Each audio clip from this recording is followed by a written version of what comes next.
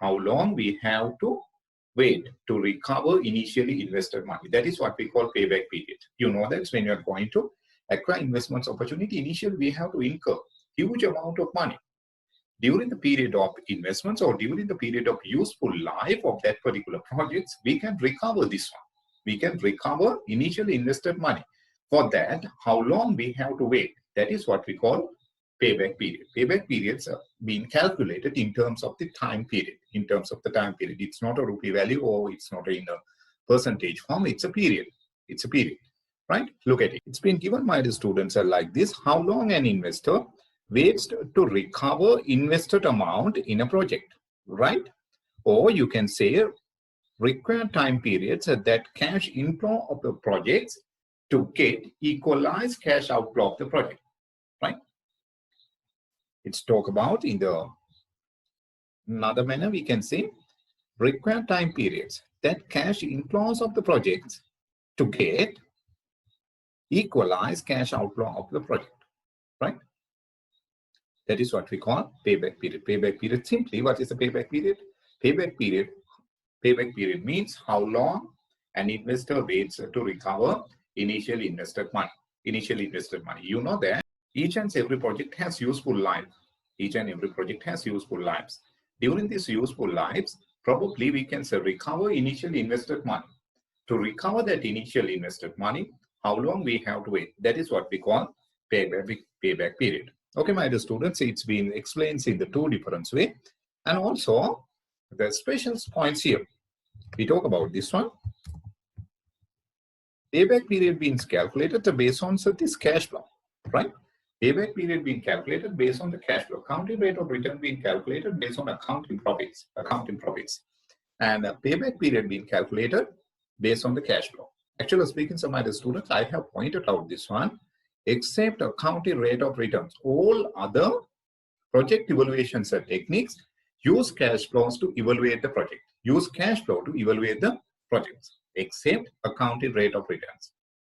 Whether that particular techniques are coming under the non-discounted cash flow methods or discounted cash flow methods, except accounting rate of returns, all other methods use cash flow to evaluate the projects. Okay, what is a payback period? Payback period means how long an investor waits to recover initially invested money. Right again, what's a payback period? Payback period means how long an investor waits to recover invested money or initially invested money. It's like this, right? This one. In addition, to my students, you can describe that once in the different way. It's been given in the second point. It's like this. Required time periods that cash inflows of the projects get to equalize cash outflow of the projects. Right, okay. Go to the next slides and look at how we can calculate this payback period and how we can take the decisions based on this payback period method. Okay, my students, go to the next slides and look how we can select the projects based on the payback period. Okay, my dear students, the first points I talk about this one. Look at it. If one project is evaluated to select or reject, right? Understand how we can select or reject the project.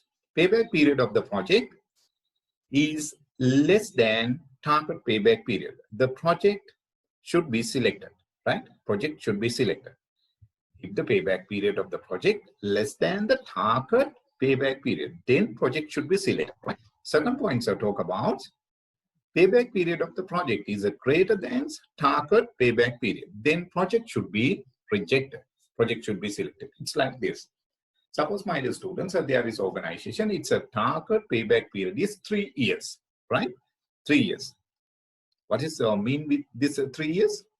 This 3 year means during the period of 3 years, initial invested money should be recovered from particular investments opportunity, right? Particular investments opportunity, or that particular investments opportunity should have ability to generate cash inflows to recover initial investments. During the period of 3 years. That is what we call payback period, right? Suppose that organization's payback period is 3 years And so they are talking about, so they are considering projects A. Projects A payback period, say 2.5 years. 2.5 years. Now what's happened? Project A can be selected because its payback period less than the target payback period of the organizations. Suppose project A payback period is 4 years. Now what's happened? Or rather, project has to be rejected. Why? Project has to be rejected because the payback period of the project is greater than the target payback period. Target payback period. Now, my dear students, we are going to talk about, here we are talking about, in these points, we are going to talk about just only single investments opportunity. In next points, we are going to talk about, we are going to consider about more than one investments opportunity. But here we are going to select just only one investments opportunity. We are considering so many investments opportunities, but we are going to select just only one investments opportunity. And such, how we can do that one. Okay, my dear students, there is a project, there is a two different projects, that's more than one. There is a two different project, project A and project B. Project A and project B, right? Project A has payback period of 4 years. Project B has payback period of 3 years and 10 months. Which project is going to be selected? Definitely, you need to select project B according to the payback period, right? According to the payback period. Look at it. If more than one project, look at this point. If more than one projects are evaluated to select one. If more than one projects, are evaluated to select one. Look at what's happened. The projects with shorter payback period should be selected. The projects with shorter payback period should be selected. Look at here. This point. Okay. All right. Go to the next slides and so look at how to calculate this payback period with the examples. Okay, my dear students, here we have three different projects, projects A, B, and C. And initial investments equal amounts, that is a cash outflow. And it's a project C. And the inflows also being given for project C, 600, 500, and 400. That's the inflow. And the project A useful lives runs to 3 years. Project B useful lives also runs to 3 years. But project C is concerned, its useful lives goes up to the 6 years. But here, it asks you to calculate what you call the payback period and select the best project. And here we have three different projects. So therefore, we need to find out which project has lesser payback period. I mean, so that the shorter payback period. The projects with the shorter payback period should be selected when you are going to consider more than one investment opportunity to select one. Okay, my dear students, look at the answer and how we can take the answer. The first, you need to maintain this kind of tables, my dear students. And here, the first columns, look at first column, so we have year. 0 means at the date of investments. At the date of investments, we have cash outflow. That is why it's been given as a negative cash flow, or within brackets, it means it's a negative cash flow. And the first year, at the end of the first year, this is at the beginning of the first year, this is at the end of the first year, this is at the end of the second year, this is at the end of the third year, this is at the end of the third year. Then, my students, you need to list out your cash flows. At the beginning of the project, so you have cash outflow of 1,500 rupees. At the end of the first year, you have cash inflow of 600. At the end of second year, you have 500 cash inflow. And at the end of the third year, you have cash inflow of 400 rupees. 400 rupees. Now you need to maintain this cumulated cash flow. Cumulated cash flow. At the beginnings, you have cumulated cash flow 1,500 rupees. It's equal to the initial investments. It's equal to the initial investments. So that is cash outflow, cash going out from us. That's why we mention it as a negative cash flow. Then this at the end of the first year, my dear students, out of this what you call 1,500 rupees, 600 being recovered. 600 being recovered. Therefore, we have to recover another 900 rupees. When we reach to the at the end of the first year, we need to recover only 900 rupees. How we can take this 900? 1,500 reduced by this 600 rupees. 1,500 reduced by this 600 rupees, because 1,500 is a cash outflow. From that one, the cash inflow should be reduced, and then we can say further we need to recover 900 rupees. 900 rupees. Further we need to recover 900 rupees. That is why it's mentioned as a negative one. And at the end of the second year, my dear students, we have cash inflow. We have generated cash inflow of 500 rupees. And from this 900, we need to reduce this one. So then we have negative cash flow of again 400 rupees. This 400 rupees talk about when we reach to at the beginning of the second year, further we need to recover 400 rupees from this particular investments, right? From this particular investments opportunity. Initially, we have to invest 1,500 rupees. Out of this 1,500 rupees, when we reach at the end of the second year, further we need to recover 400 rupees, because this 1,100 rupees already been recovered out of this 1,500 rupees. 1,100 rupees already been recovered out of this 1,500 rupees. Therefore, 400 has to be further recovered when we reach to at the end of second year. Okay, my dear students, then look at what happens. When we are reached to the third year, during the period of third year, we can generate another cash inflow of 400 rupees. And when we are reached to the at the end of the second year, this 400 rupees being recovered from this 400. Therefore, at the end of the second year, we do not have any. At the end of the third year, we do not have anything to recover. We do not have anything to recover. Therefore, at the end of the third year, we can recover full amount of this particular projects. Full amount of this particular projects can be recovered during the period of 3 years. During the period of 3 years. Therefore, payback period should be 3 years, right? How we can calculate the payback period? First, you need to identify, according to this cumulated cash flow, if it's become zero. If it's become zero, then we need to recognize at which year, at the end of which year, that cumulated cash flow becomes zero, right? Based on that one, so we can say payback period is 3 years. In this cumulated cash flow tables, cumulated cash flow becomes a zero at the end of the third year. Therefore, we have to say payback period is 3 years. And project B is concerned. Project B is concerned, so my dear students, it's also same.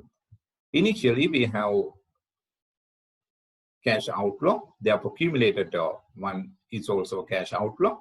Then at the end of the first year, we have generated the cash inflow of 400 rupees. And from this 1,500 cash outflow, we can reduce this inflow of 400. Then remaining outflow is 1,100 rupees.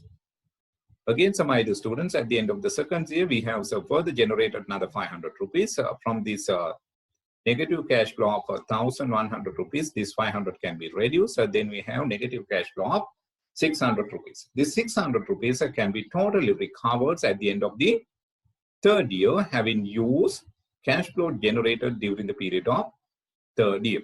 During the period of third year, this cumulated cash flow columns becomes zero at the end of the third year. Therefore, you need to say even so for project B, payback period is 3 years. Now, payback period for project A also 3 years, project B also 3 years. Okay, my dear students, and now look at project C. The story is same. Cash outflow here at the beginning, accumulated cash outflow 1,500 rupees. During the period of year 1, so we have generated 300 rupees. That is a cash inflow. From this outflow, you need to reduce this one, so then remaining balance to recover 1,200 rupees. Okay, my dear students, during the period of the second year, we have generated cash inflow of 500 rupees. From this 1,200, you can reduce this 500, then remaining balance to be recovered 700 rupees. And when you are reaching to the third year, during the period of third year, we have generated cash inflow of 400 rupees. So from this negative cash flow of 700, you can reduce this one, so then you have 300 rupees. And when you are reached to the fourth year, my dear students, fourth year, you have generated cash inflow of 300,000 rupees, and so you need to recover this 300 from this 300, so then amounts to be recovered so become zero, or accumulated cash flow become zero, become zero. Now you can identify this accumulated cash flow becomes zero at the end of the fourth year. Therefore, payback period should be 4 years. Therefore, payback period should be 4 years. During the period of 4 years, the total invested amounts can be recovered from the project C. And project A and the project B is concerned, during the period of 3 years, the total amounts that you have invested at the beginning can be recovered. Okay, my dear students. Look at what is your decisions. Project A and the project B have same payback period, which is a shorter than that of project C. It's okay that project C has 4-year payback period. The project A and B has just only 3-year payback period. Therefore, project A or B should be selected having considered other factors also. Because my dear students, project A and B is concerned, so it has equal amount of payback period or equal length of payback period. Therefore, we can't select either project A or B without considering other factors. Right? That is your decisions. Okay, my dear students, I'll go to the next one and look how we can calculate the payback period. Here we have two different projects. It's a talk about the two different machines, machine X and machine Y. Initial invested amounts have been given as 500,000 rupees and the cash inflows at the beginning of each period have been given. Rather, at the end of each period have been given. And you need to calculate the payback period, and so you need to select which machine should be purchased. Okay, my dear students, look at how you can do that one. And payback period being calculated, now a story becomes a little bit of difference. Look at it. Initially, I'm talking about a machine A, rather machine X, year 0 to 4, right? 0 to 4. And accumulated cash flow also being given here. Look at it. Initially, cash outflow, that's 500,000 rupees. Accumulated one also 500,000 rupees. During the period of first year, we have generated 150,000 rupee cash inflow. Therefore, the further we need to recover when we reach to the at the end of the first year, we need to further recover 350,000 rupees. And at the end of the second year, you have generated 150,000. So from this 350,000, you need to reduce this 150,000. So then you have further recovered amounts 200,000 rupees. And so when you reach to the third year, my dear students, and during the period of third year, you have generated cash inflow of 1,500 rupees. This 1,500 can be reduced from this 200,000 rupees. So then it's become 50,000 rupees. Then it's become 50,000 rupees. When you reach to the fourth year, during the period of fourth year, again, so you have generated, 150,000 rupees, 150,000 rupees, right? From this 150,000, so you need to recover just only 50,000. Then cumulated cash flow become positive 1. This process has to be stopped. This process has to be stopped when cumulated cash flow becomes 0 or it's become positive. This process has to be stopped. Okay, my dear students, the process has to be stopped when you have cumulated cash flow 0 or when you have cumulated cash flow positive.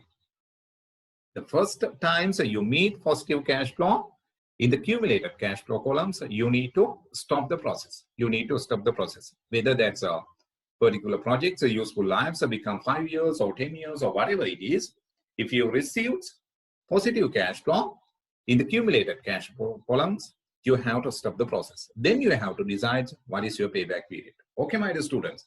Then you need to recognize in which year you have recognized last negative cash outflow. In which year you have recognized last negative cash outflow in the cumulated cash flow columns. Okay, my dear student, this is last negative cash outflow that we have in the cumulated columns. In which year we have recognized that one? That is at the end of the third year. Therefore, payback period should be 3 years. 3 years. And during the period of fourth year, my dear students, we have generated 150,000 rupees. But out of that 150,000, we need to recover just only 50,000. Therefore, during the period of fourth year, we can recover this one. We can recover this one. We should not wait at the end of the fourth year. At the end of the fourth year, which means that during the period, within few months, during the period of fourth year, we can recover this amount of 50,000. Right? Within few months, during the period of fourth year, we can recover this 50,000 rupees because during the period of fourth year, we are going to generate 150,000 rupees. Therefore, we need to find out how many months we need to wait during the period of fourth year. Okay, look at how we can get it. We need to recover this 50,000, right? It should be divided by this 150,000. 150,000 means the cash flow generated, total cash flow generated during the period of fourth year. During the period of fourth year, according to these examples, right? And it should be multiplied by 12 to find out how many months we need to wait, right? We need to wait.